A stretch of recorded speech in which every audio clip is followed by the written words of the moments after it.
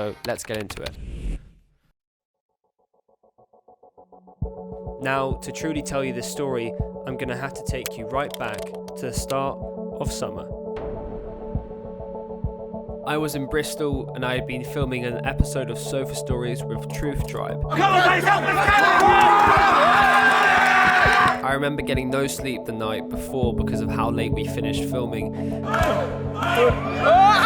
And I remember having to wake up really early to get a Flixbus back to London to go and get my COVID test in the mandatory 24-hour time slot before my flight. Thank you. Alright, now there's something I'm going to confess. Organisation is not my biggest strength. Whilst I'm organised when I do professional work for big, scary clients, as soon as it comes to packing and preparing for big trips like this, my organisation and preparation skills tend to kind of crumble at a rapid pace downhill. It's not even funny. I'm actually really hot. It's 33 degrees in London right now. I'm very stressed. I only have like 4 hours until I have to leave. I haven't had any sleep and I've still got a lot of stuff. Well, I haven't got anything because nothing's packed. I got no sleep that night because I go to sleep normally at 2 a.m. anyway, which was what time I had to wake up, so it was never going to work. Okay, so this is where organisation comes back into it. I was in a taxi, pretty excited to get away, listening to my tunes, when I came across a shocking discovery. I hadn't done my PLF. Now, if you don't know what a PLF is, it's otherwise known as a passenger locator form. It's necessary to enter most countries in Europe in light of recent events. Now, normally when you travel to most countries, it doesn't matter when you do the PLF. You can do it an hour before your flight time, you can do it half an hour before your flight time, you can do it whenever. But the severe problem with this was that the Greek government are difficult. See, the Greek government, unlike everyone else, require you to fill out your PLF the day before you fly.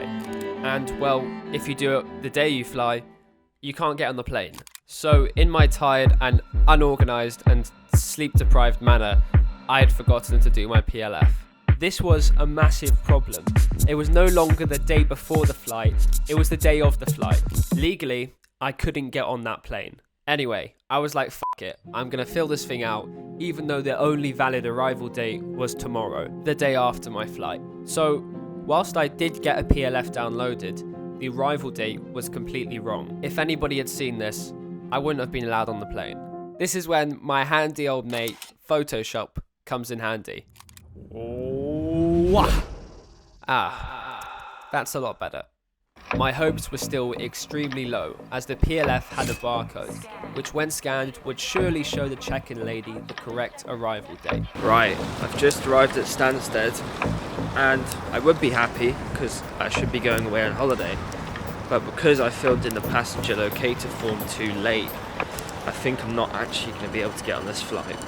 But by some absolute miracle, Right, thank you very much. Cheers. it worked. Ladies and gentlemen, I have no idea how, but I've got through. I was gassed. The stars had aligned for me, and it looked like I was going to go to Greece after all. Now all that there was to do my favourite thing, which I love to do at airports, which is sneak into a first-class lounge and get some free drinks and free breakfast before my flight.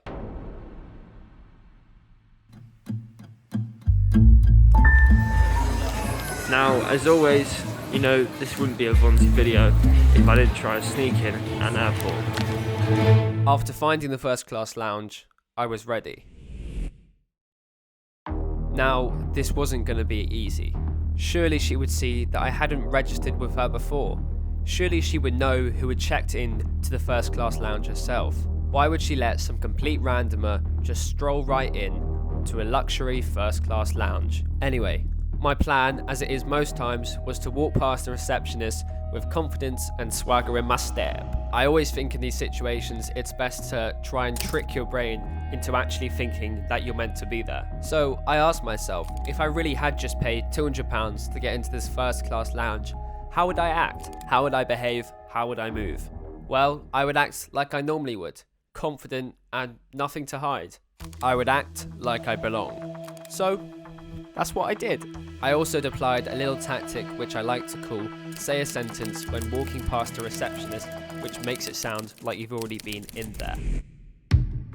Anyway, it was time to put my theory to the test. Could I get into a luxury first-class lounge just by walking confidently and acting like I belong? It was time to find out.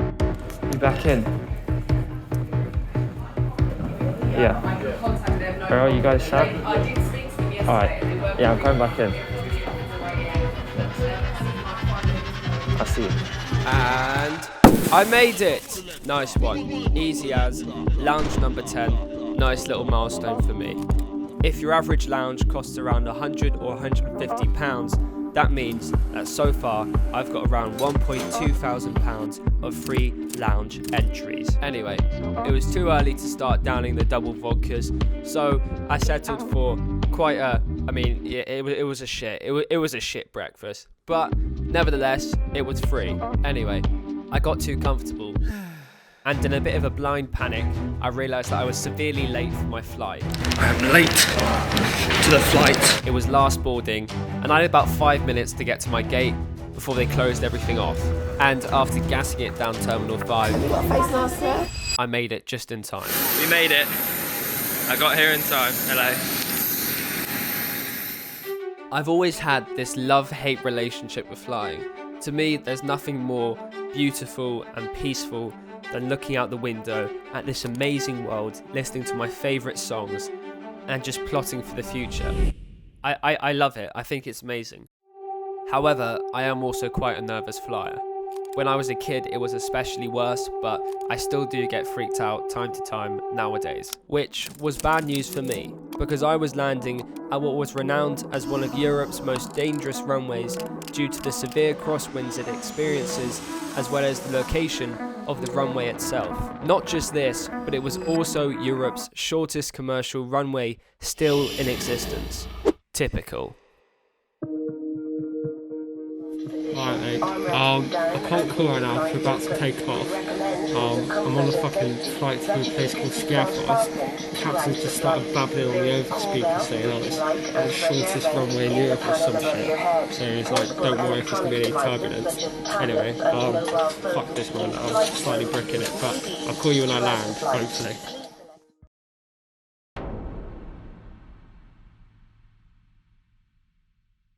This is where things started to go wrong.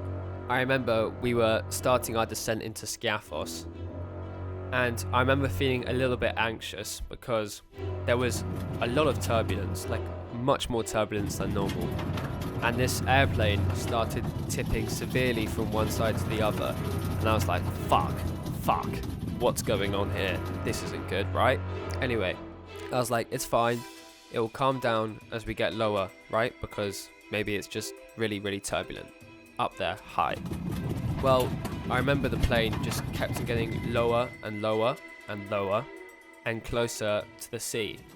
Like quite worryingly close to the sea. And the worst thing was that the tipping and turbulence wasn't getting better, it was getting worse. And that was when the screams and the sick bags started arriving. Anyway, despite the danger, the nutter with the captain's hat on was determined to try and land this thing. And that's when he tried to land. He failed. That's a great way to kick off Seb's anxiety on a flight. Anyway, after a few minutes flying around up in the air, the nutter was like, fuck it, let's try it again. Going in head first. Faster this time! And so, after a couple swigs of Tesco's finest vodka, the nutter charged us in again.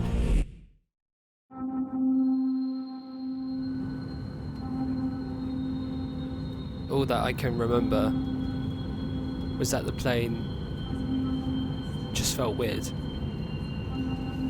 I don't know. Something just didn't feel right. The flight attendants kept on looking at the windows, and the plane started shaking, which I've never felt on a plane before. I looked into her eyes and that was when we heard the explosion.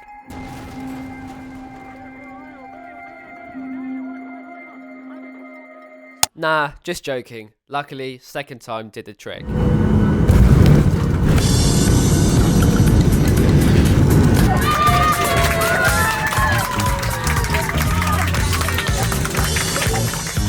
And after collecting my bags and belongings, I left the airplane to enter sunny Skiathos, feeling slightly traumatized and a little bit sick.